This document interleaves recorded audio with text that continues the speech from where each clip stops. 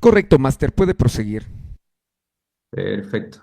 Bueno, un placer estar acá. Muchas gracias, Livens Capacitaciones, por la invitación.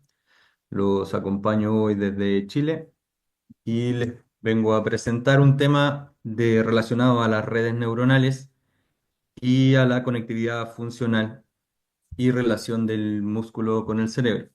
Generalmente nosotros estamos acostumbrados a poder aprender en nuestros pregrados la parte más estructural de cómo funciona el cerebro y el movimiento, las vías espinales y sus relaciones del movimiento hacia el cerebro. Y hoy día me gustaría poder profundizar un poquito más en detalles de cómo es esta función. La primera parte va a estar relacionada a poder entender bien cómo es la función del cerebro. Si bien los modelos estructurales ya los conocemos bien, que son la corteza, de qué parte nacen los axones, hacia dónde van. Y para esto generalmente se usa la resonancia magnética funcional. En términos de tiempo, vamos a tratar, no quise sacar ninguna diapositiva, las voy a dejar en la presentación. En muchas no voy a indagar demasiado, pero las dejo para que puedan tener las referencias y después, si es que les interesa el tema específico, puedan ustedes acceder a esos documentos y poder informarse un poquito más. Como les contaba, hoy queremos entender cómo se conecta el cerebro, cómo se activan diferentes regiones del cerebro y cómo se relacionan una con otras en una determinada función, en una determinada acción. Generalmente es la resonancia magnética funcional la que nos va a poder dirigir a tener estos modelos anatómicos. Eh, es importante conocer que las resonancias magnéticas funcionales, la activación de diferentes puntos, de diferentes áreas, se van a mostrar según la cantidad de hemoglobina o según la cantidad de flujo sanguíneo cerebral que se esté ocupando en alguna área cerebral. Esto va a aumentar la señal que se conoce como volt y vamos a poder tener imágenes como las que vimos anteriormente, donde se registran las diferentes activaciones de nuestro cerebro. Para poder comenzar, no sé si es que han podido escuchar sobre la teoría de las redes neuronales, sobre las teorías de los grafos. En esta ocasión eh, vamos a tener la representación de las diferentes partes de nuestro cerebro con unas métricas, con, por ejemplo, estos círculos que ustedes pueden ver en la imagen. Estas maneras se van a llamar nodos, red neuronal representada por algunos nodos o por algunos ejes y su conexión entre sí. Las regiones cerebrales van a estar representadas, por ejemplo, por esferas y el tamaño de la esfera nos va a dar cuenta de la cantidad de conexiones que tiene cada lugar del cerebro. Y los ejes van a establecer la fuerza de conexión entre las diferentes áreas. ¿Ok? Por su parte, los ejes van a describir el grado de conectividad funcional para formar una determinada red. En la gran mayoría de estudios se va pudiendo analizar a diferentes modelos y se ha podido establecer una matriz, la cual se conoce como Rich Clubs, donde se han podido establecer algunos nodos que son esenciales. Hay un rango bastante amplio en el número de nodos que están densamente conectados. Fundamentalmente son aproximadamente 12 y se encuentran, por ejemplo, el lóbulo parietal superior, el precunio, la corteza frontal superior, el putamen, hipocampo y tálamo de ambos hemisferios cerebrales.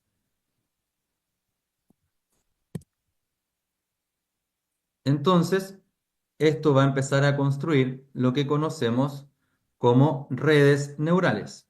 No sé si han podido escuchar hablar de el conectoma, que el conectoma es un mapa completo de conexiones anatómicas del cerebro. A menudo ya está resumido como una matriz que va a comprender todas las conexiones más específicas entre diferentes partes del cerebro, generalmente relacionado a una función. La mayoría de los comportamientos más complejos no están mediados por una única área cerebral, sino que más bien por una contribución integrada de diferentes redes o regiones que forman una red coherente y distribuida. En la imagen de acá de la derecha les dejo el link para que puedan conocer este proyecto, el Human Connectome, y está creada por el Centro de Coordinación del Conectoma. Albergue distribuye datos que son públicos, o sea, son de acceso libre.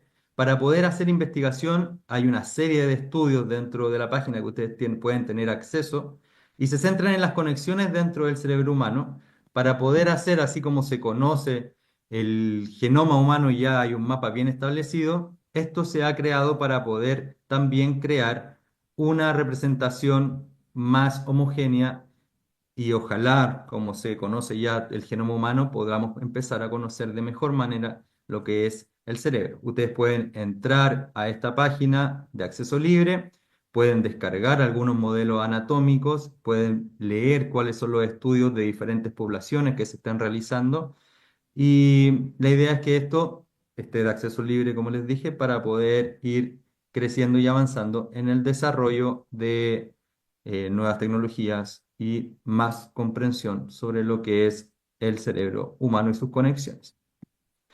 Normalmente vamos a encontrar en las redes una correspondencia, la más sencilla que se utiliza para ver la correlación es la correlación de Pearson. Cada vez que encuentren algún texto que hable de correlación, se va a referir a esta correlación, que mide la dependencia entre dos tipos de señales.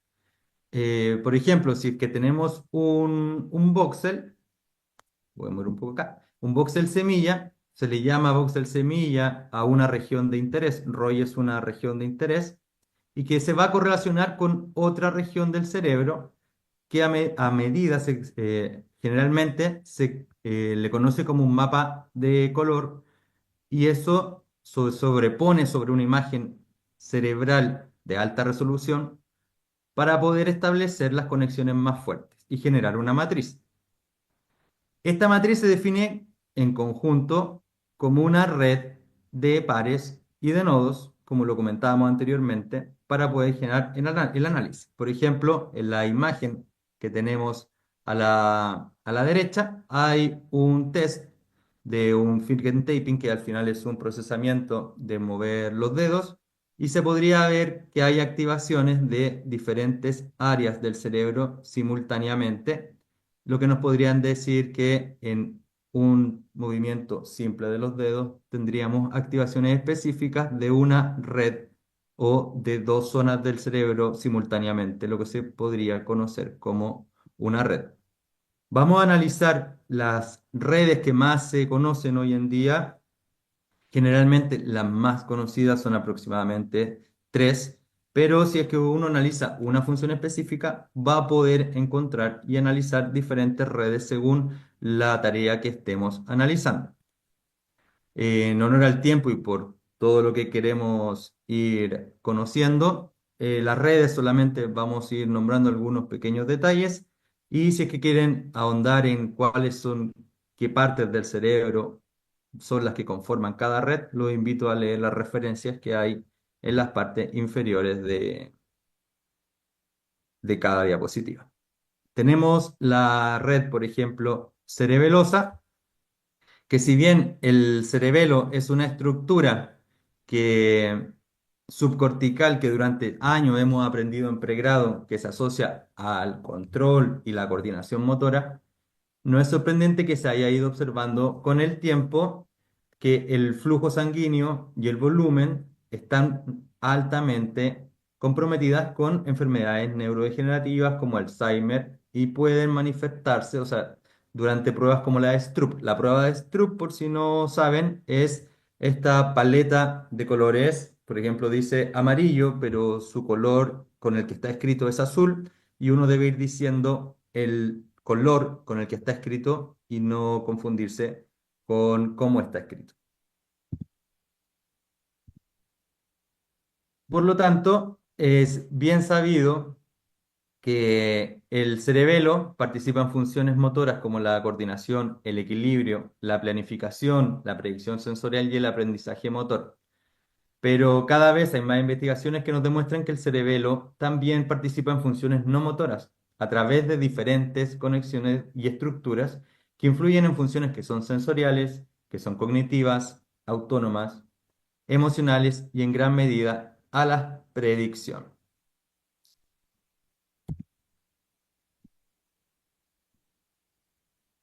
La siguiente red que vamos a analizar, quizás esta es de las más conocidas, es la red de función ejecutiva, en inglés Central Executive Network, y esta red, la función, se refiere a las funciones ejecutivas, ¿ok? No sé si esto es más habitual, es más común la red ejecutiva, y la función ejecutiva va a incluir la memoria de trabajo.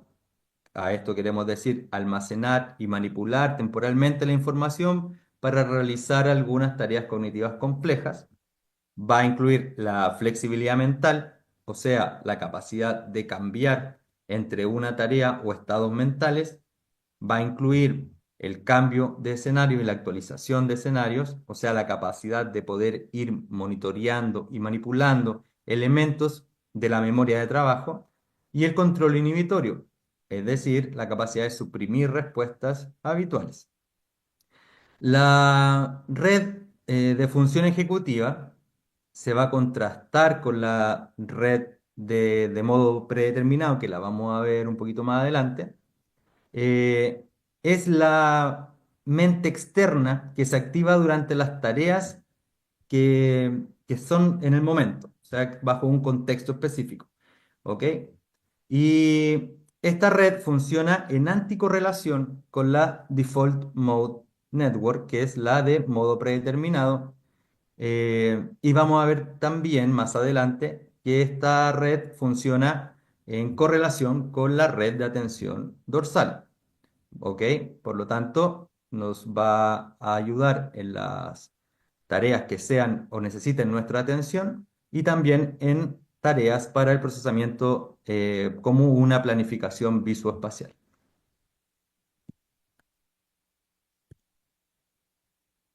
La siguiente red, que era la que le estaba hablando, que también es una de las más conocidas, que es la red en modo predeterminado, es una de las redes que en estado de reposo ha sido más estudiada.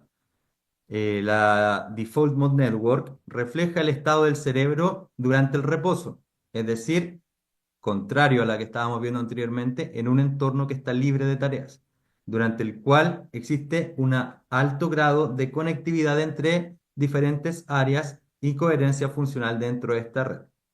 El papel de la red en modo predeterminado incluye la consolidación de la memoria, el pensamiento autorreferencial, incluye la divagación mental, la memoria autobiográfica, o sea, son todos esos momentos donde estamos insertos en pensamientos internos.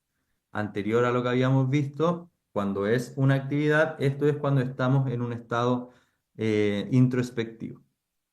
Se conoce que la integridad de esta red está muy relacionada a la salud cognitiva en adultos mayores y puede ser uno de los nodos claves la corteza cingulada posterior y el precúneo. Cambios estructurales en esta red podrían servir como marcadores válidos y fiables para el envejecimiento y también para enfermedades neuronales, psicológicas, como la esquizofrenia, depresión y algunos trastornos de estrés postraumático. O sea, tenemos que la integridad de estas redes van a ser un sinónimo de un cerebro más saludable.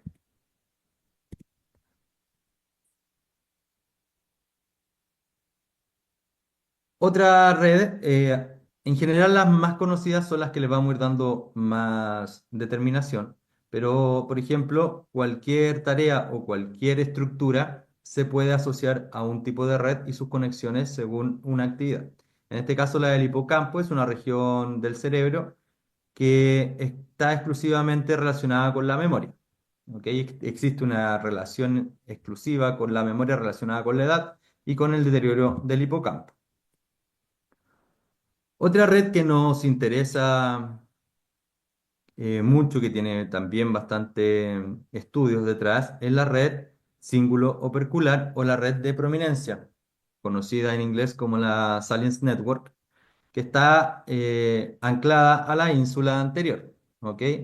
No sé si han escuchado hablar de la red de saliencia, pero esta red detecta estímulos entrantes y segrega estímulos relevantes para ayudar a guiar una respuesta relacionada también a la conducta.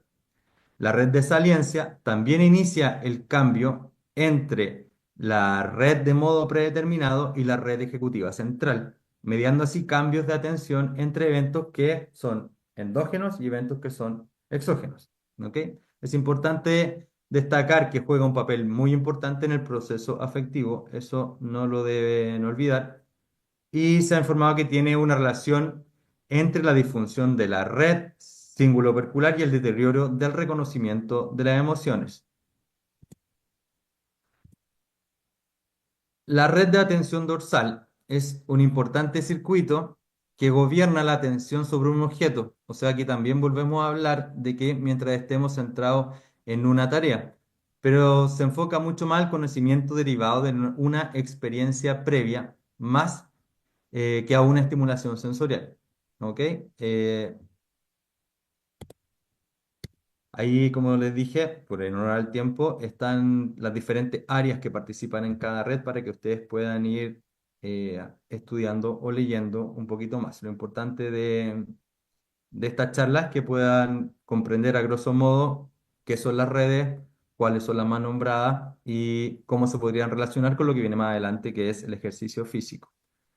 Las redes motoras relacionadas al movimiento, hay dos grandes que son las que más se conocen. Una es la red frontoparietal, donde estas contribuciones al control motor incluyen la facilitación del movimiento a través de planificación motora, a través de imágenes motoras o de simulaciones mentales frente a un movimiento. ¿Ok? Y esto lo hace particularmente importante para la corrección del comportamiento motor en tiempo real. La otra red relacionada a los movimientos es la red sensorio-motora. Quizá esta la podríamos tener un poquito más desde los estudios de pregrado, ya que la vía espinal de movimiento cuando nos enseñan, tiene neuronas que vienen desde la parte de la corteza prefrontal, tiene partes que vienen desde el área sensorial. En la primera red en estado de reposo reportada por allá por el 95 e incluye contribuciones de la corteza motoria primaria, de la corteza somatosensorial primaria, así también como del área motora suplementaria. Trabajos previos han demostrado que la actividad neuronal en estado de reposo de esta red se corresponde con una actividad neuronal que se activa durante la ejecución de la conducta motora.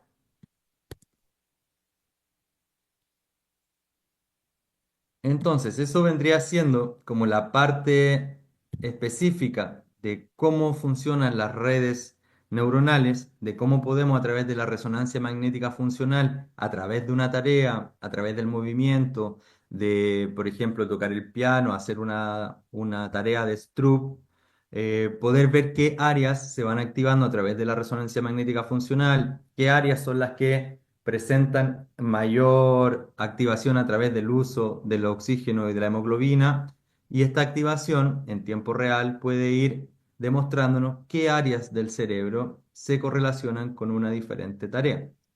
Como les comenté anteriormente, hay algunas interacciones importantes dentro de las redes, donde la red de saliencia vendría siendo la que está encargada de poder hacer cambios dinámicos entre la red de modo predeterminado y, por ejemplo, la red frontoparietal. Una, como la red frontoparietal relacionada a las actividades de control, y la otra, la red de modo predeterminado, relacionada al procesamiento interno. ¿Ok? Es la red de saliencia la que orquesta esta interacción entre las diferentes redes, generando cambios dependientes de las diferentes demandas o tareas y el ambiente. ¿Ok? Por ejemplo, la red de saliencia va a activar la red frontoparietal mientras suprime la red de modo predeterminado para así maximizar la atención de las tareas, y minimizar los pensamientos autorreferenciales. O sea, de esta manera se hace más específica una tarea y evitamos estar con pensamientos internos o autobiográficos. Y de este modo, o de manera contraria, cuando necesito estar en un estado de reposo, va a aumentar la activación de la red de modo predeterminado en contraste de la red frontoparietal.